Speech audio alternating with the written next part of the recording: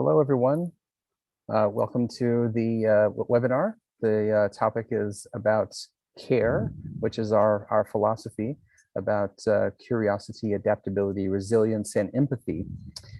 Just so you're all aware, this is being recorded and it's also being streamed live to YouTube. So we've got people who are here in the room with us, as well as a global audience from all around the world who are joining us on YouTube. And because it is being recorded, you can always refer back to it later and share it with your colleagues if you find it interesting or valuable. It's up to you if you want to have your camera on or not during this call, because for the majority of the webinar, I'm going to be sharing my screen and going over the slides and the presentation for today. So there's really no reason to have your camera on unless you want to. At the very end of the session, I will leave a few minutes for any Q&A. And at that point, if you want to come on to the Zoom and ask a question or have a comment or have any kind of discussion or dialogue, then I'll be open to that. But for now, I'm going to go ahead and share my screen and we will get started. Give me just a sec to round up my screen sharing.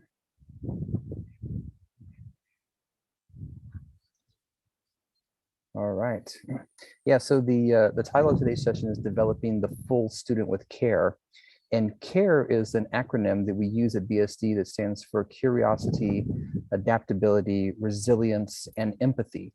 And so in today's webinar, I'm gonna talk to you a little bit about how that works for us, what it means, but also I'm gonna give you some ideas and some tips for how you can include the C.A.R.E philosophy in your own classrooms.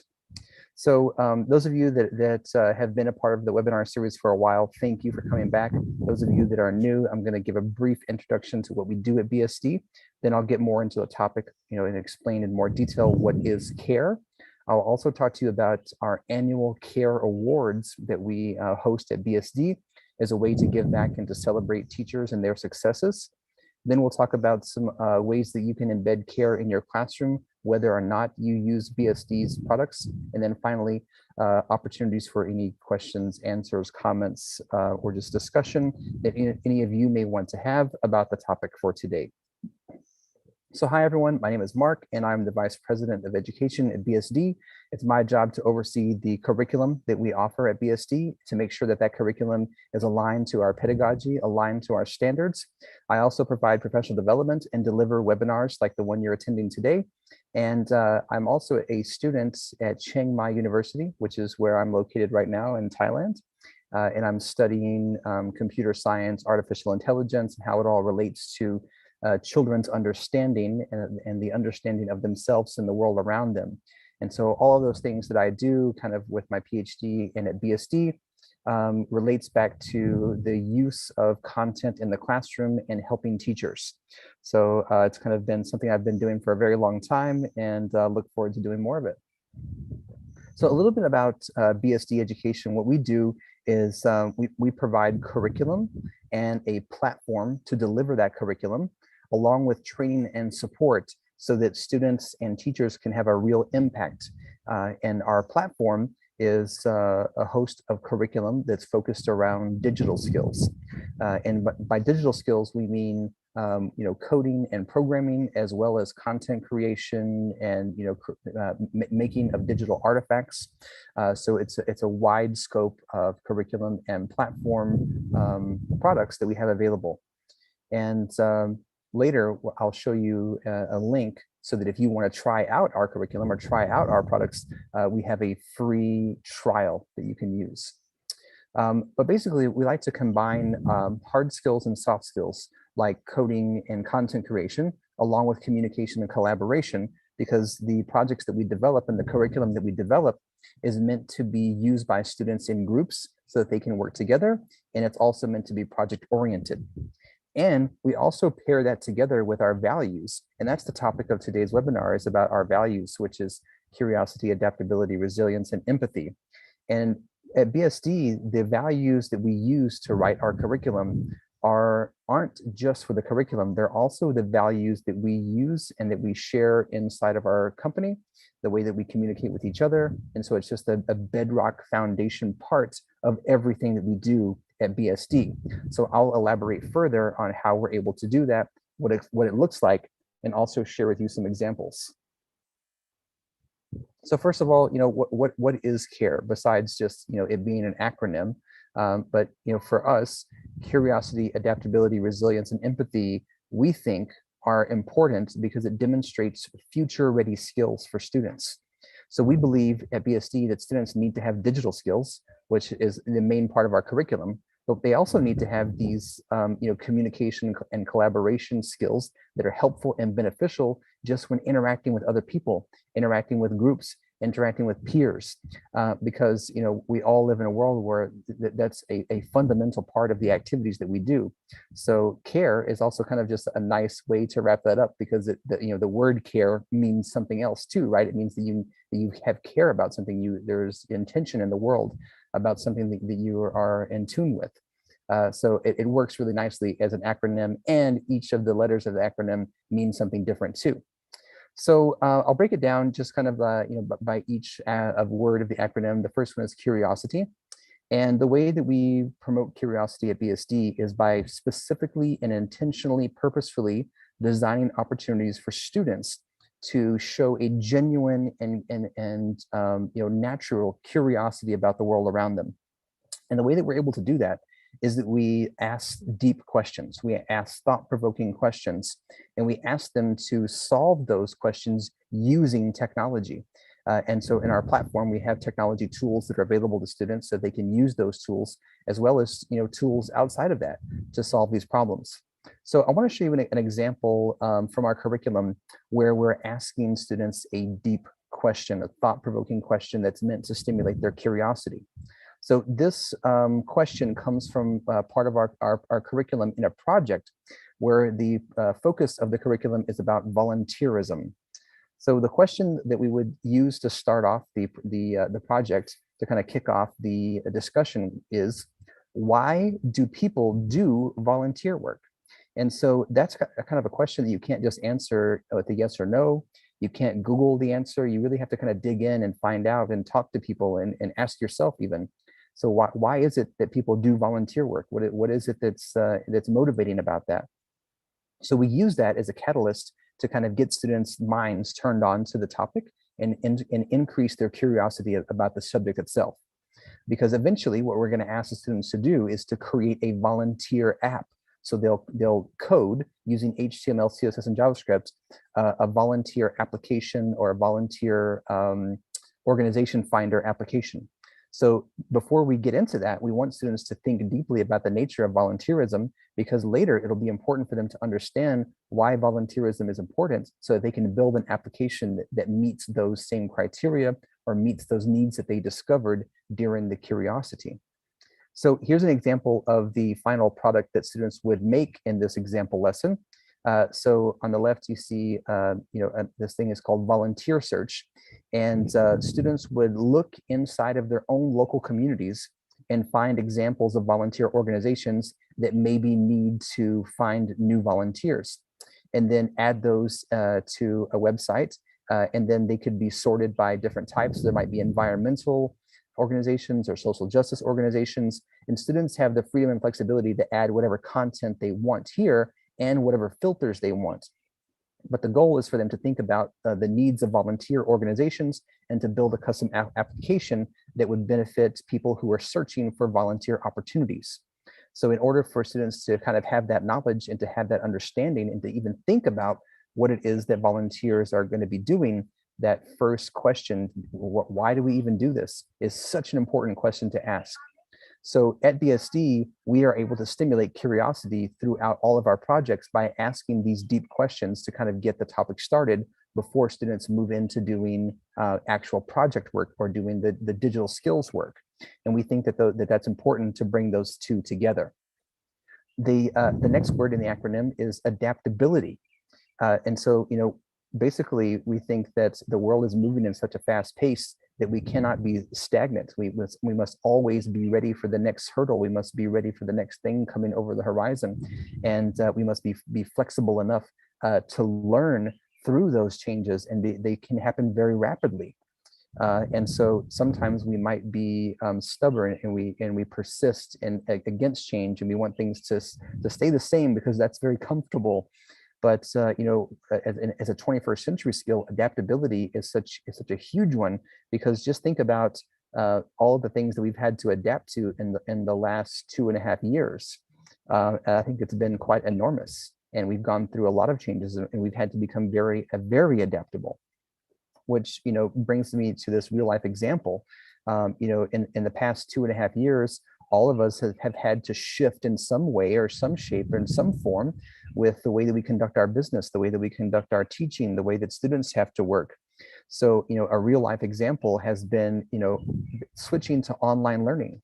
So there's lots of people around the world who never had done online learning before, and now all of a sudden we're put in this position where we have to figure it out.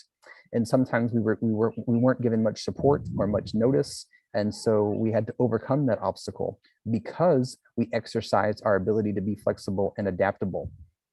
But it also kind of sometimes hits home and makes you feel a bit inadequate, or it makes you feel like this is too much. And so being adaptable kind of has a maximum range. You can be adaptable and flexible up to a point, but then once you reach past that point, it starts to become a bit chaotic and anxiety fueling. So we like to make sure that when we push students into the realm of change, that we do so in a way that's supported, and also that kind of doesn't go past their limits. So one way that we embed adaptability into our curriculum is by giving students opportunities to flex that muscle. So here's an example of something that we can add to our curriculum. Is, let's say that we were designing the application I mentioned earlier about the volunteer search. What we could do is add another layer on top of that, another criteria, and say, oh, well, you also need to design this website in such a way that it can be accessible to people who are colorblind. And so if a colorblind person was to visit this website, that they would be able to use the website. Because what if one of the volunteer organizations was a colorblind assistance organization, and they needed that to be a part of the parameter of the volunteer search? So we add these little moments of surprise in our curriculum, where we give students a project idea, and then we say, oh yeah, by the way, if you could also add this element to it. That puts students in a position where they naturally have to use their own skills and adaptability to rethink their approach to that project, how they're going to overcome it, work together with other students to solve that problem.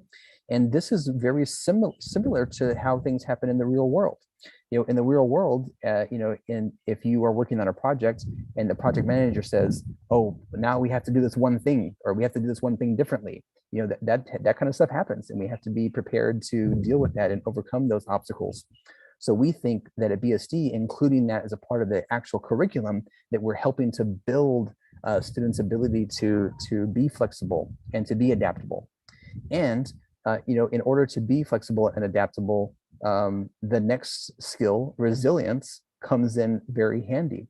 So the more resilience that you have, the better you are able to overcome and be adaptable and flexible to the different changes that might be we might be hit with. So because at BSD, one of the main topics of study that students are going to encounter is coding through HTML, CSS, and JavaScript. And we realize that learning to code is difficult. It's like learning any new language. It's like learning German or Chinese or Japanese. It takes time, it takes effort, it takes practice, and there can be opportunities which you start to struggle. And so resilience is that inner ability that you have to overcome obstacles even though you're struggling. And since we recognize that learning to code is one of these things that presents a bit of opportunity for resilience, what we also do in our platform is that we build in tools to help students when they are stuck, so that they don't reach that maximum frustration point, so that they can use their resilience to overcome the obstacle or problem. So here's an example. If you've never coded before, if you've never done website development before, this may look a bit unfamiliar to you. But here is an example of some HTML code, and underneath it is the output. So if I was going to make a website about myself, it would be called Mark's website. And in HTML, the way that we write headings is by using these tags, they're HTML tags. And if I was writing this HTML tag and I didn't correctly close this tag with the right syntax, and I tried to move on in the platform, it would give me an error message and tell me, there's something wrong here. You should check and see what you need to do to fix it. And then we even have a glossary card here. We could open this up and look at example syntax.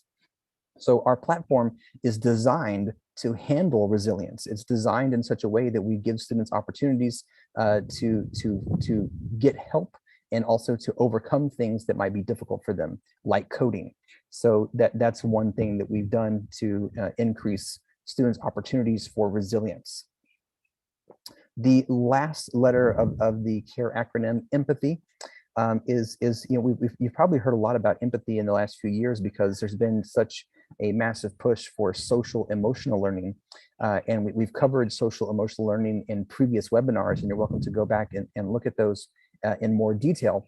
But empathy is one of those parts of our curriculum and part of our fabric of what we do at BSD that we think is absolutely a crucial social emotional skills, because it allows students to relate to other students, relate to other people, to step inside someone else's shoes and understand what their pain is or what their point is or what they're trying to say.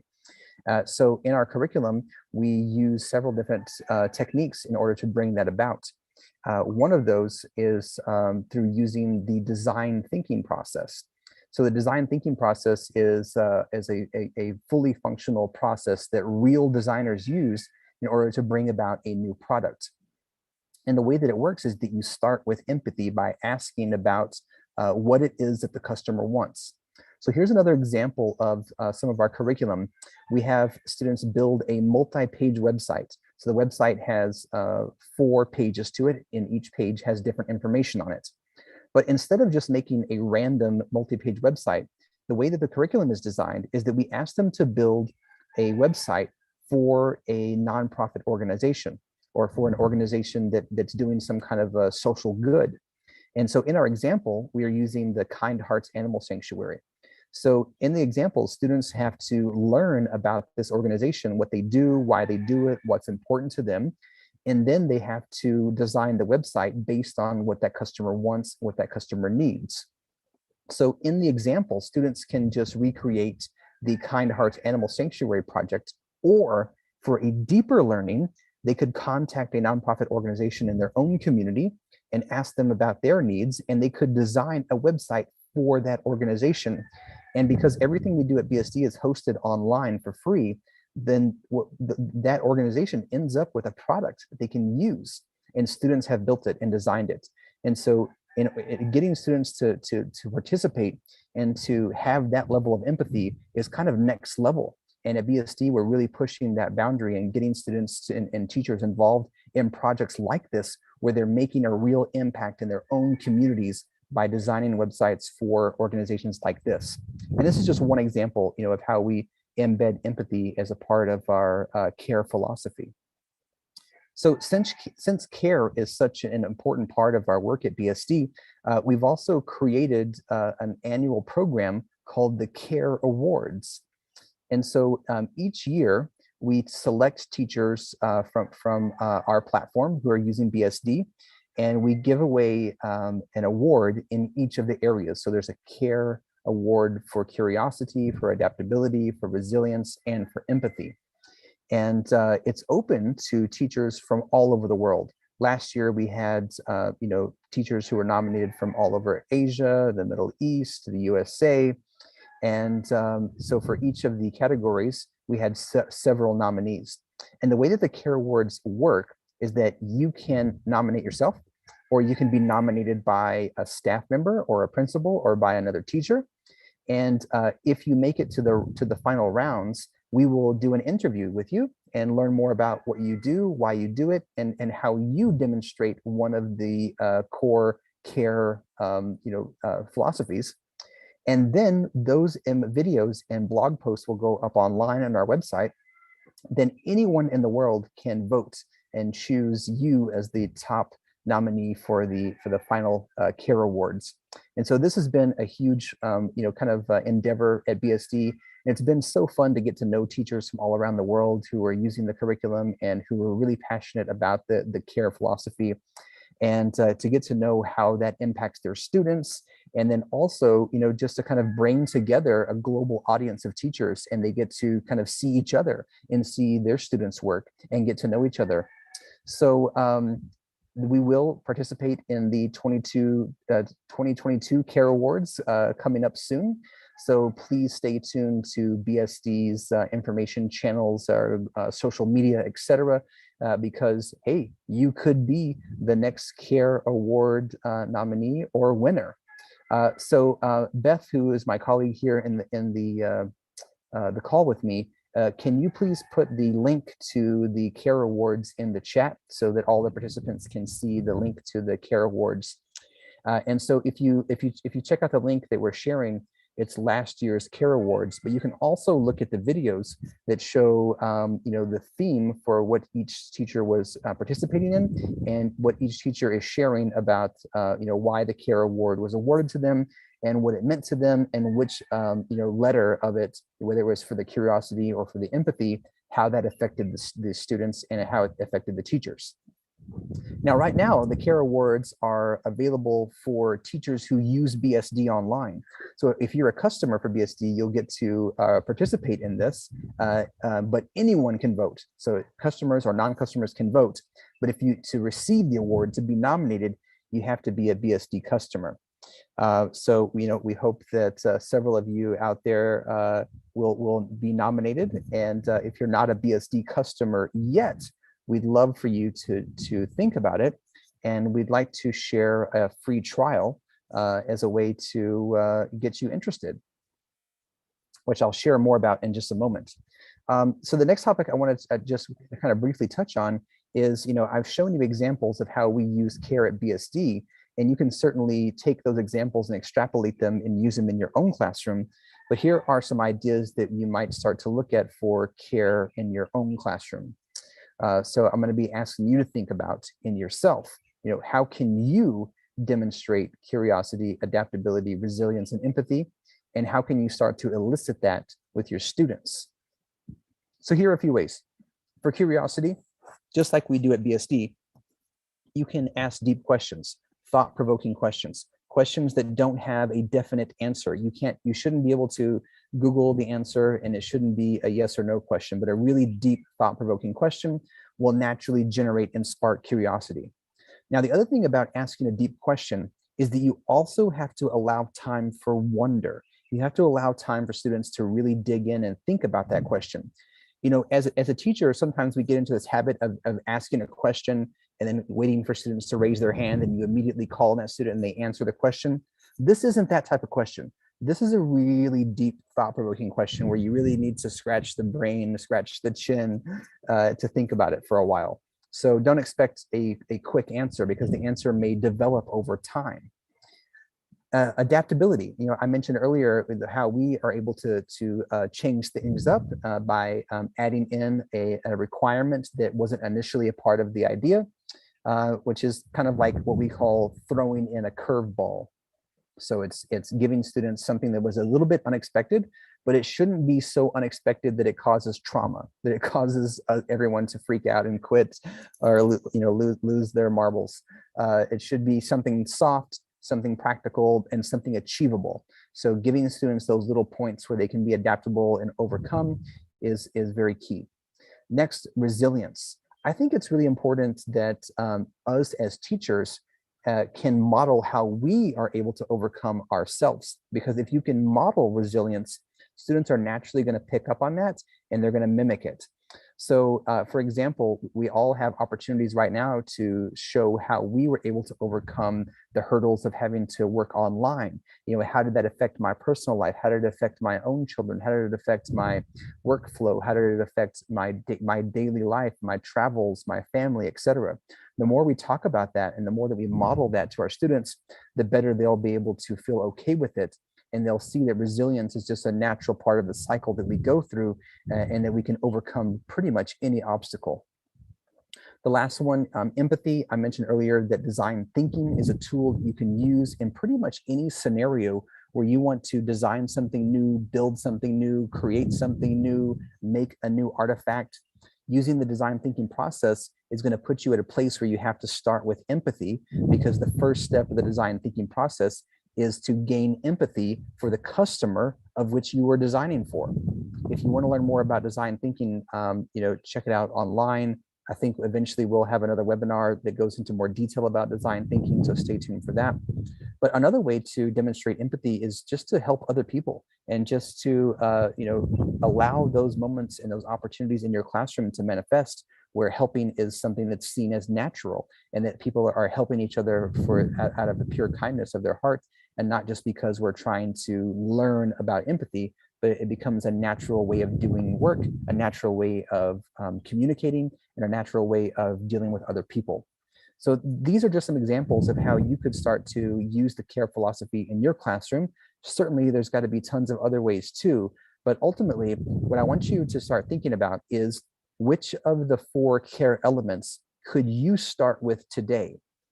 So if one of these really spoke to you and you thought you could harness that in your classroom, start there. Then think about, where is there the most potential for growth? Where can you really dig in and find an area in one of the 4 elements of C.A.R.E that allows you to grow as an individual?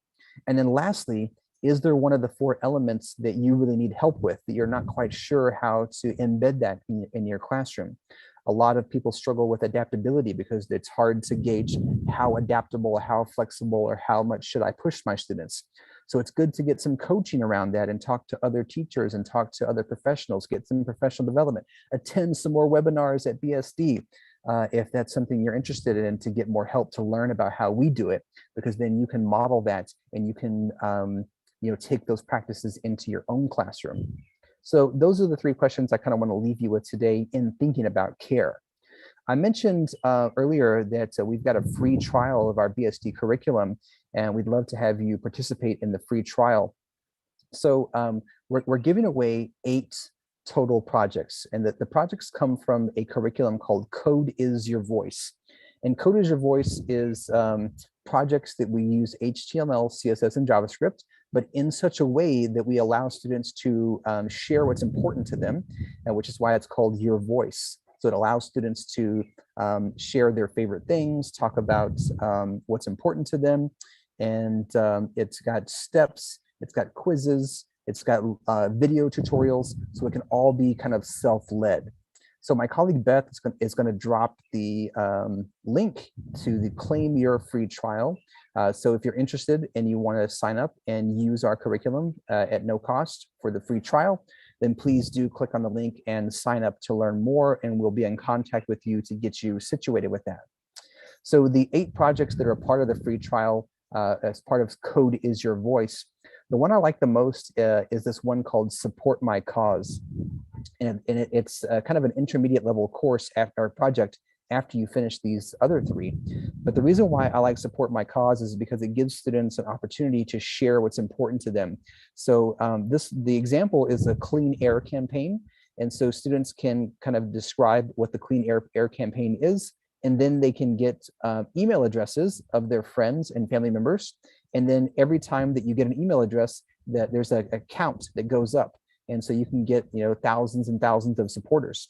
And it doesn't have to just be clean air campaign. It can be save the dolphins, or let's grow vegetables in our community. It can be any kind of cause that students want to be involved in, and that they can start to get supporters for. We've also got some just other fun types of projects that students can learn and beef up their HTML, CSS, and JavaScript skills on. So it's a total of about 8 hours of content, and the first 5 projects are all video guided. So if you're interested, please do contact us and get claim your free trial. Lastly, I'm going to add another link here, or Beth, if you could add the link to the feedback form. We've been doing these webinars since August, and we love to hear from teachers about whether or not this webinar was useful to you, how it was useful to you, and also if you just have any suggestions about other topics that you may want to hear about from us at BSD on future webinars. So please do drop that information in the feedback form. But I wanted to give the last few minutes to see if there are any questions, comments, thoughts, reflections, or any conversations that you all want to have about the topic. So let me stop sharing my screen and let's go to the chat to see if there are any questions in the chat. Yeah, and if you have a question right now, please do, or a comment, please do put that into the chat. I'm also open if anybody would like to come onto the Zoom call. You're welcome to turn on your camera, turn on your microphone, and just ask a question or a comment or anything that you want to say about the topic so far.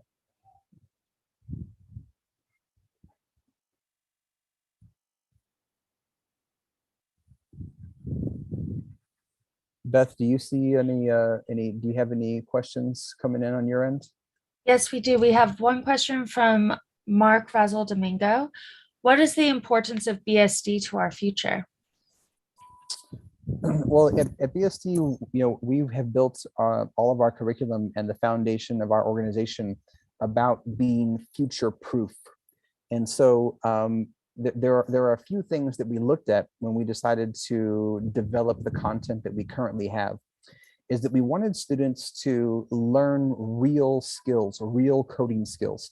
So this is why we teach students HTML, CSS, and JavaScript, because those are real programming languages, and those could benefit a student if they wanted to pursue a career or if they wanted to pursue some kind of a technical education.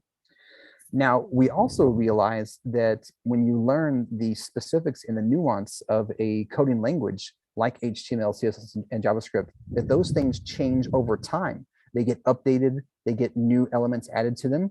So in order to be future proof, we don't necessarily focus on teaching students to memorize syntax.